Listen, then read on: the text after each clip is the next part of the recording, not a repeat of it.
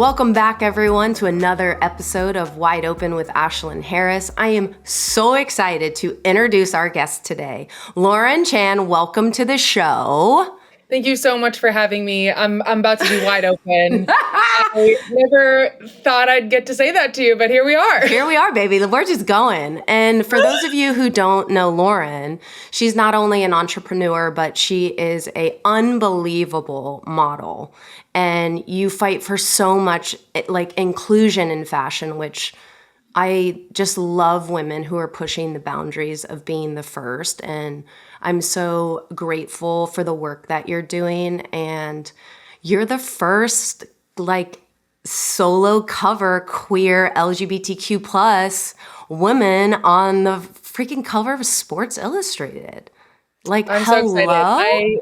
I am the first solo lesbian on the cover. Okay. I do have to clear up some lesbian drama I kind of started. Oh, no. Okay, tell me everything because I don't know this. Some of the press said that I was the first lesbian on the cover of a Sports Illustrated swimsuit issue, which is amazing. It's close. But Megan Rapinoe and Sue Bird were part of the 27-person Legends cover in 2024. So they were the first lesbians on the cover of the Sports Illustrated swimsuit issue. I am so happy to follow in their footsteps and be the first solo. Well, you gotta just add in the "bitch, it's only me" part. No, okay? Megan, Sue, I did not say that. No. I said that. They're like my best friends. They know. But I'm saying solo cover. But what you represented in that was so groundbreaking. And I imagine it changed your life quite a bit because it went everywhere, Lauren. Like everyone was talking about it. So I would think it was a positive thing, but I don't read all the comments.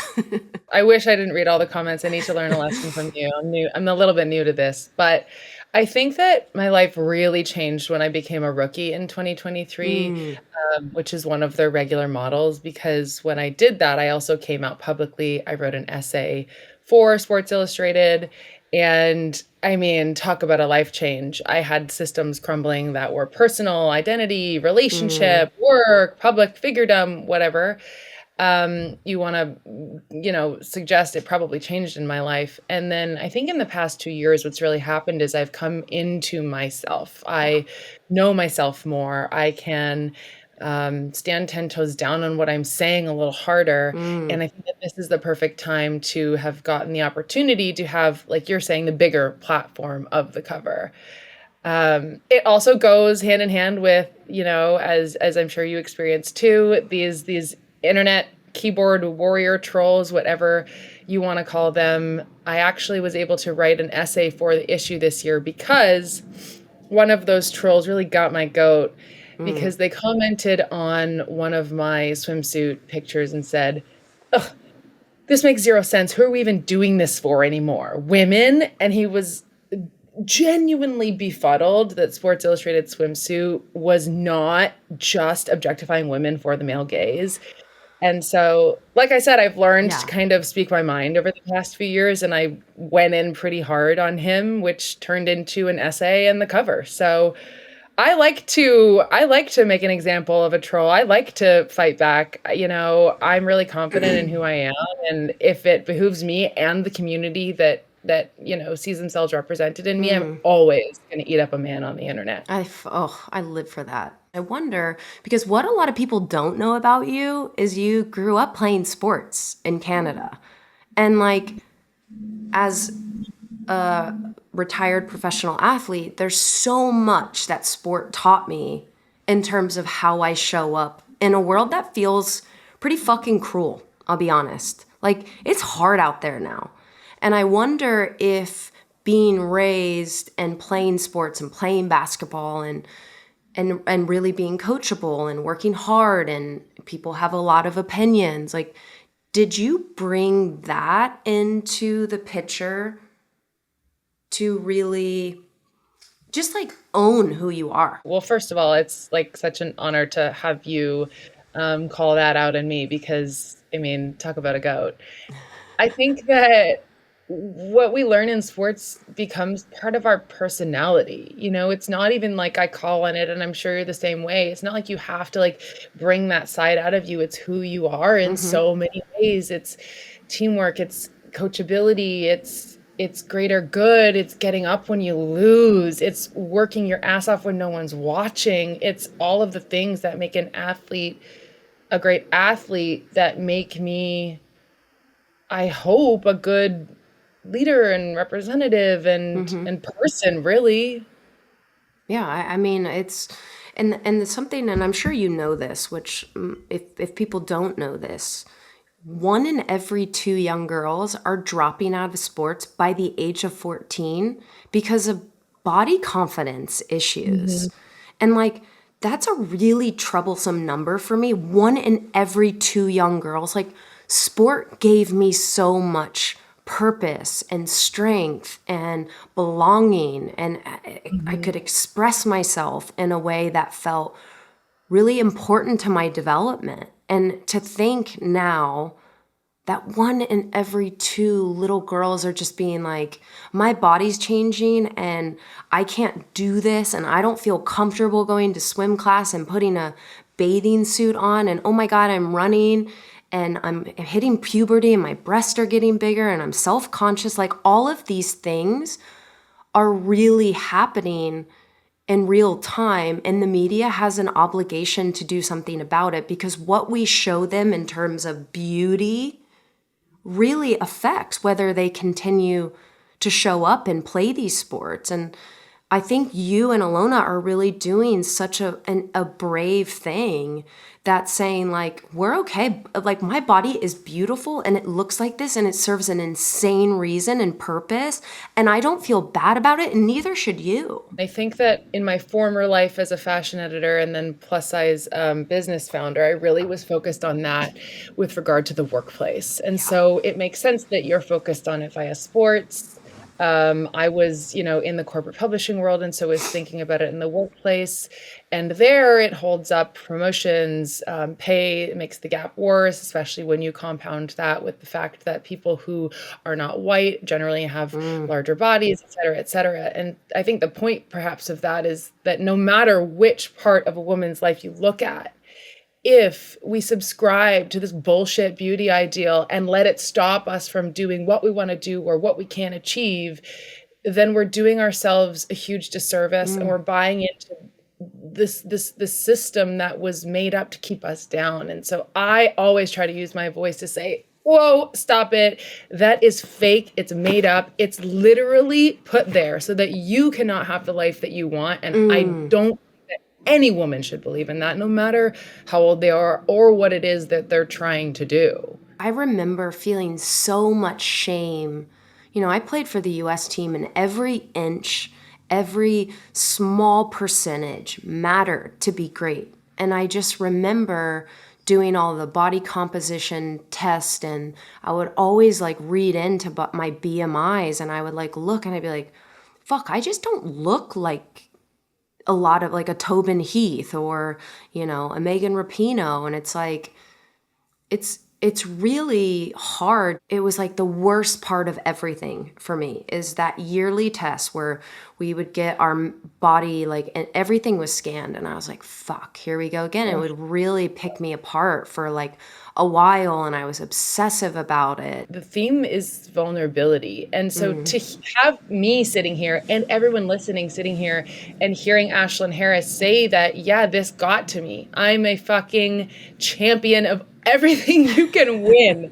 And this gets me down, Mm. makes it relatable. It makes everybody, from somebody like me who doesn't never played professional sports to a young preteen girl, to maybe people who don't even have anything to do with sports, be able to hear that vulnerability and still push through in their lives and lead with that. And Mm. that's what I try to do with my representation, with my physical body and my physical being as a model, is always say, hey, this is what's real. This is what I'm really feeling. This is how I really am. And if you don't like it, there's the door. Oh, Mm. there's the literal door. But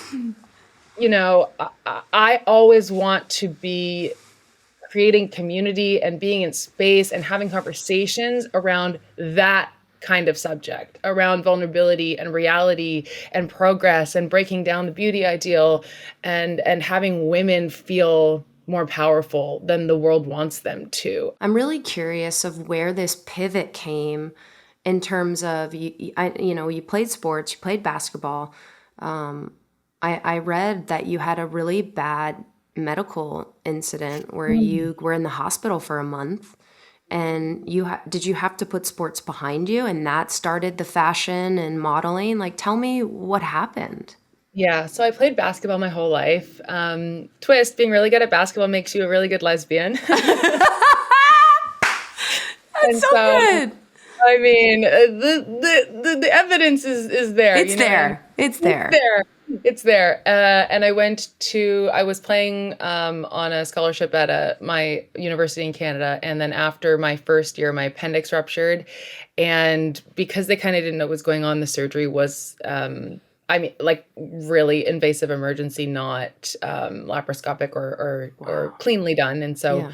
I think my lung had collapsed. They cut through my bowels. Oh, My blood was septic. So there was a lot of stuff that had gone wrong. And the recovery was a long time. I mean, beyond being in the hospital, the physical recovery was at least half a year after that. And I just never went back. And so that's when I started writing and pursuing other interests. I will say I felt allowed to pursue other interests because basketball was quote unquote taken away from me.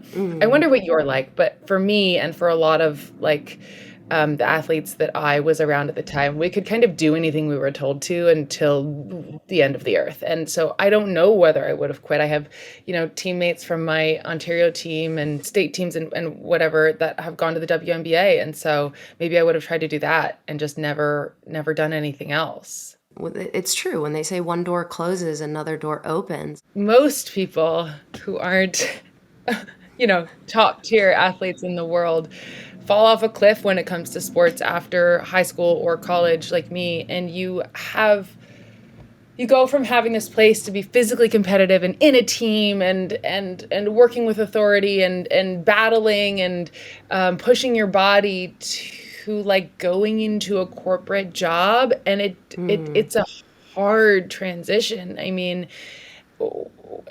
to me, the former sounds like so much better of a life experience to be having. And so I think that I took a lot of that personality and brought it to my job at the time in publishing. And I always, loved to be a leader and do things differently and make a difference, help the team. And so perhaps, you're really making me think perhaps it was a lot of that in my personality that helped me be different and be okay with going against the grain in publishing. I will say I had the most amazing team at Glamour. And so I was really enabled to speak to the every woman. I think at the time Glamour reached 1 in 8 American women, and it gave me the platform to be that real communicator Yeah. and be vulnerable and connect community around specifically plus size fashion there. And so, yeah, I'm so grateful for my time there. It taught me so much,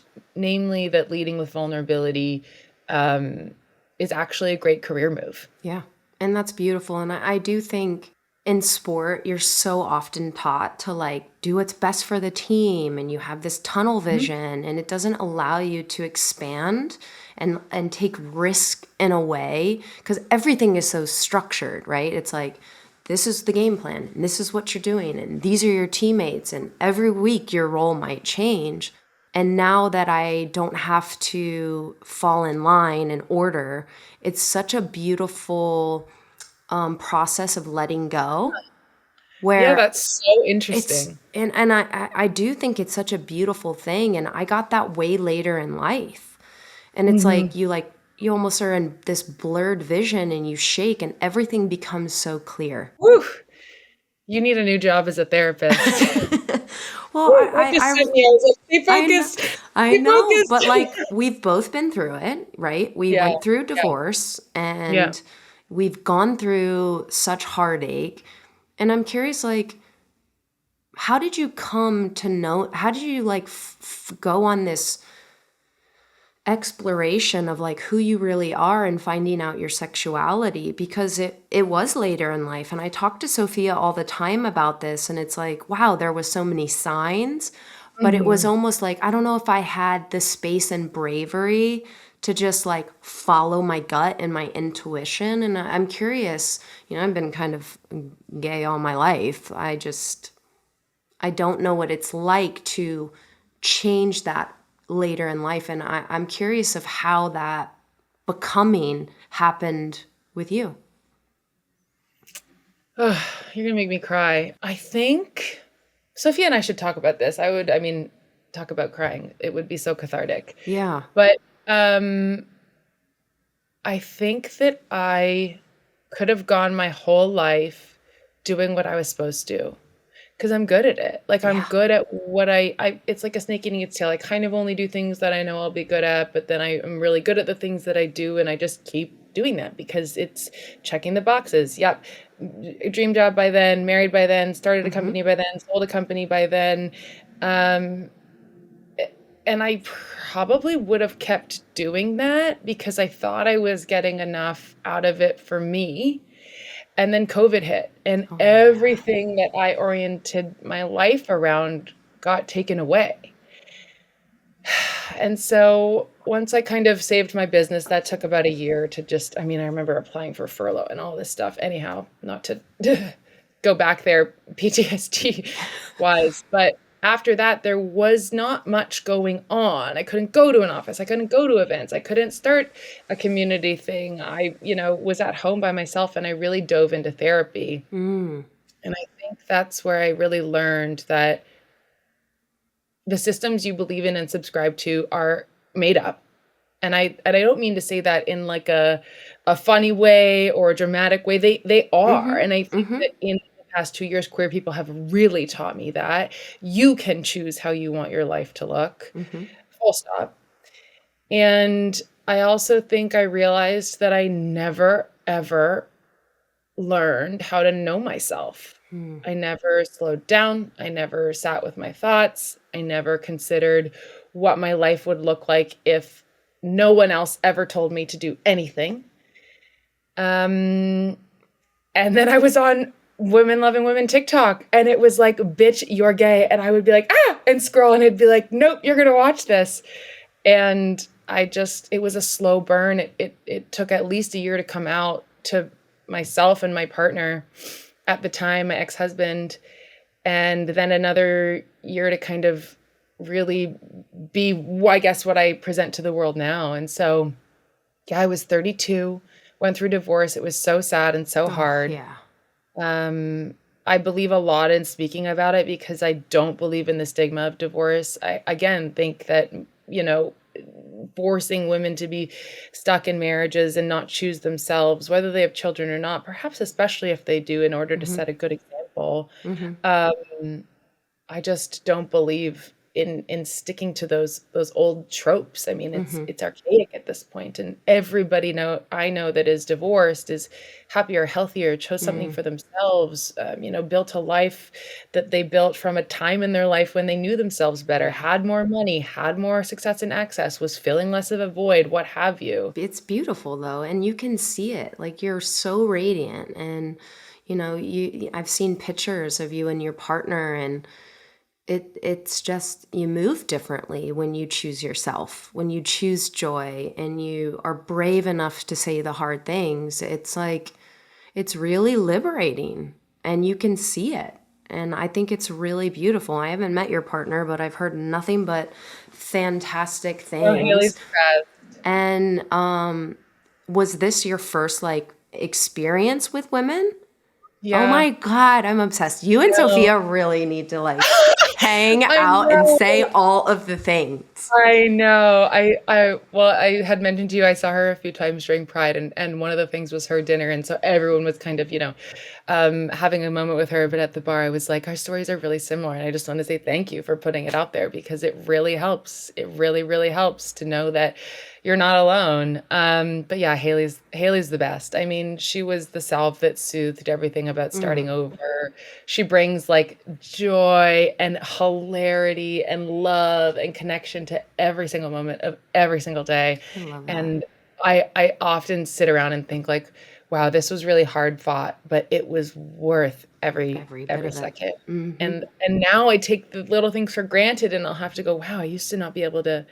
This is so silly, but I have a hat with a pin that says "Mean Dyke" on it, and I remember I love it so much, and I wear it out. I wear it to the park. I wear it wherever, and I remember being so trapped by not even being able to identify in any small way as queer because I didn't think it was safe or appropriate or the thing to do, or if I would hurt somebody. And something as little as buying that pin and wearing it is like, it glazes right over me, but wow, what a difference. Oh my gosh, I love this. I like it was so funny that I'll you get you said, one. yeah, please, please. It's I was saying this to Sophie. We had dinner with a bunch of her friends last night, and everyone we do like at our dinners, we always like to like say words of affirmation and well wishes to people. And I just like to sit at the table and hear everyone speak about her joy and her light and how it's changed and how making like hard but brave decisions, like she's a totally different human. And I think it's so profound and so special to really find your person later in life. I know her separately and you separately. I've never seen you together, but I mean, what a match made in heaven. Thank you. It's It's so you, sweet. y'all seem so, yeah, joyful and resistant and deep and exemplary and open and really like inspiring in many ways. Not just because you're, an actress and a soccer star, because of who you are, and that I feel like is what you're leading with lately, and it's just so so It's so so nice. to witness. Thank you. You're so, so sweet. But I will say this because I struggled with this. You think I've been out for a long time. I actually didn't come out till 2019 because Oh wow. I've been, like doing this for a while, but I was so scared to lose sponsors. I was scared to lose my job. I was scared. I was just so scared that it would be distracting to the team and to the fans and all these things. You had said playing sports was about falling in line in the team and not being able to do what you wanted, and now Yeah. you feel brave, and so that connection makes sense to me. How did you feel immediately on the other side? Did COVID Relief. help that Total time away? relief. Mm-mm. Yeah. Everyone was so kind. The sponsors were so nice. I didn't lose anything. I actually just gained like a lot in myself, the courage of walking around and holding hands and doing all these things. Like that was really important too, because it was so conflicting as someone who's so outspoken about mental health and showing up exactly who you are, but like part of me, like half of myself was missing.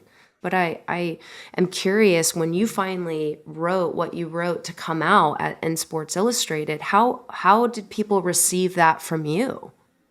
I feel the same way. I feel like if I lost anything, I maybe don't really know about it. Like perhaps there was some work thing on the table that didn't come to fruition. I lost followers that I never even knew were there. But everything that I gained, I would pay my everything I have for. Yeah, But I think for people like us who are talking about it, I mean, in the context of your initial question, which is sponsorship, that's a question of alignment yeah. and leading with who you are, whether that's queer, whether that's just showing your personality. Like I'm trying to be more myself and talk my shit and be funny on the internet. And if I lose some from, brands and that I work with because of that, then I'll get new ones that better align with me. And I think that there are so many amazing folks on the internet, specifically queer creators, who have like helped teach me that. And Yeah. so no, I think that everything that we gain will be more aligned, and even if it's, like, perhaps less, it's better. Yeah. Yeah, that part. That's an important piece. Yeah. And I always ask this question, what was the moment that split you wide open? That like changed it all for you? whether it was personal or professional, that really like, that was it. That's one thing I can clock that shifted the perspective of everything. Okay, I'm gonna try not to make a joke here. Please. Uh, but no, I mean, well, I think it was going to therapy. And I that was a slow answer because it was a decision that I made years prior to realizing that I was gay and being able to come out and deal with that in therapy. But I had started, years before with regard to owning a business and how to deal with that. And so I think that decision is really the one that opened myself up to myself and then split me wide open to the world. Yeah. Yeah, and I think that's a good lesson for me to even hear myself say, because it's not always the immediate thing. It's not always like that single game that you're going to win. You need the championship, or, it's not always that relationship or brand deal or whatever it is that's in front of you that is going to be the one that is the most pivotal. And so, yeah, I mean, if I really have to think about it, what's yours? What's your answer to that? Clearly, one was personally was my divorce, and how I really had to isolate and do a lot of work to figure out who I was going to be more moving forward, what I wanted. And I think it just blew the fucking doors open to say, okay, like, you need to sit by yourself and figure out who you are, what you want, and where you want to go. And then I would say the second part that really changed my life and my career, I was like 13 years old, and I had made the national team player pool camp, and we used to train in San Diego at the Olympic Training Center. And I remember walking in, and there was a U.S. anti-doping book on my chair. And like, I'm not gonna lie, like, I started doing drugs at a very young age. Not that they were performance enhancing drugs, but I was smoking weed and anything I could find, I just was numbing out. And I remember opening that book and reading what they would test for.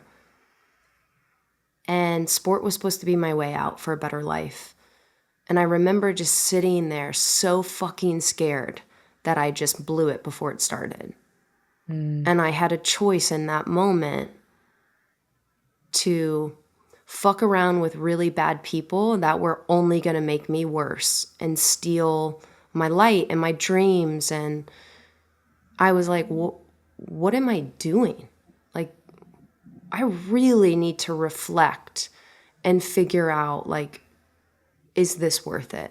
And I made the decision, and that was it. There was no turning back. And I realized, like, who I hang out with matters, and I don't have to be a product of my environment, and I could want more. I started focusing. I wasn't going to parties. It really shifted everything for me. So that was like the start of really pursuing, like, my hopes and dreams. And it really changed my life. Well, and realizing your own power to shape and change your life, right? At 13, to know that is whew, that's early. Yeah. That's early.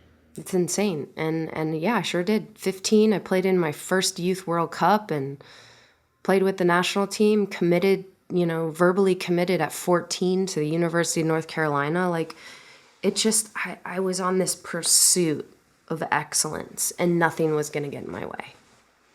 Yeah. And it's pretty powerful at that age. That's so powerful. And I feel like I, am similar in that something that I've learned in my 30s, now I'm in my mid 30s, is that it's also perfectly fine, but helpful to lose some of that if it no longer serves you. It's helpful to not play anymore and do things for you. It's helpful to be able to go through a divorce, to be able to change your job, move a city, whatever it is that you want to do. I feel like, I constantly kind of hear myself saying to myself that it's okay if it doesn't serve you anymore. That Yeah. behavior, that habit, that belief system, that's not for this version of you, that's not for this time and space. So much of your life's work has said, I am built this way and I am beautiful and I don't fit the standards that used to be, that we've tried so hard to be inclusive. I don't want to speak for you, but in this world of Ozempic and all of these things going on, I am frightened we're going right back to the diet pill days where everyone was doing anything to be skinny and look away. They were very unhealthy. And, media pushed this agenda that really hurt a lot of women and young girls. And I'm personally fearful of where we're going, but someone who lives it, I'm curious of what you think. Where are we going in fashion and modeling and beauty? I think that it's a classic two steps forward, one step back Mm-hmm. situation. I do think that when we look back at this industry in terms of inclusion, you know, 20 years from now, it will look like the stock market. It will have gone up over time, but there will be highs and Mm, lows along the way. And I think that, sure, we might be in a dip right now, but we're still up here and not here mm, because 15 years ago, we wouldn't have even been having this conversation about like, what's happened to the inclusion? Why are we doing this? We just like subscribed and did what we tried to do everything we could to look like the way we were supposed to, which is the beauty ideal. What's different about now and has been for the last few years is that we can control more of the media we see. mm, And I know there's algorithms and I know there's still, advertisements that we see a huge number of on a day that we can't control. However, I think that we would be remiss not to take advantage of that. We should all be really, really, really conscious about what we're consuming, who we're consuming content from. Even if it seems like a simple scroll on your phone, that's something that is really mhm. embedding an ideal into your head. And so if someone makes you feel like shit, unfollow them. Yeah. Don't follow any brands because they tend to be the purveyors of these standards. Follow diverse voices, diverse bodies, diverse ideologies so that you can become desensitized to being told one way how to live or look Mm. or love or whatever it is. But I think that we need to be really conscious of the Yeah. power that we do have to shape what we consume. Because it's like a twofold. Like, social media Mhm. can be so fucking toxic and such a hard place to like live in that world. And yet we do have so much reach, which you Mhm. experienced firsthand. Mhm. You have this beautiful confidence that so many young girls like, it is so contagious, Lauren. And I just, I wish more people saw that and showed that realness, because it is like social media is so fake. It just is. No one Mhm. knows anything. A picture can say a million different things.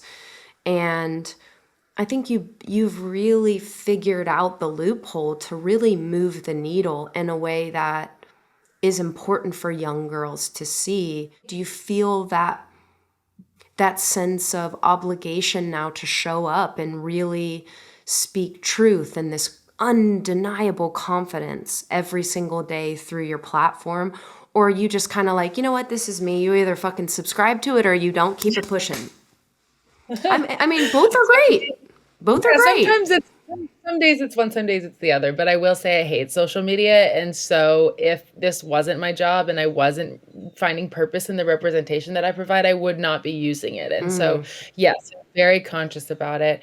Sometimes it's like a naked picture of my body unposed that like helps people normalize what bodies really look like. Sometimes it's like an insane makeup look mm, that one of my queer makeup artist friends did for a pride show that I was in, and even that to me is representation in doing what you want to do and being creative and surrounding mm. yourself with community. And so I definitely think about it because I mean, you would not catch me on the internet if I did not have a purpose like that. I would be in the woods with dogs. Get me out of here. Oh my God. I love it. I'm the same way. I'm like Right? this same. I'm like, I just want to like shut everything out, live off the land and a farm, and just have like a I'm telling hundred you, when you and Sophia alpacas. start a Yes, honeymoon, I I will want be there. I want goats. I want Yeah. horses. I want Chickens. We peace. need chickens. We Everyone's need like, chickens in peace. yeah. I'm like, well, everyone asks me, questions all the time about like, what's next and how is this? I'm like, y'all, I just want peace and rest. It is uneasy to be joyful and content. It's women are not taught that Mm, that is an option. We really are not. And so it is very physically and mentally uncomfortable hmm to just even have a day of the week that you're just being present and doing nothing and being in your thoughts and fostering relationships and not or maybe you're out in nature. It's hard. And sometimes you need the platform to understand purpose, to understand your why. It's like, yeah, this life has given you a platform where people want to listen and people want to learn and people want to be better.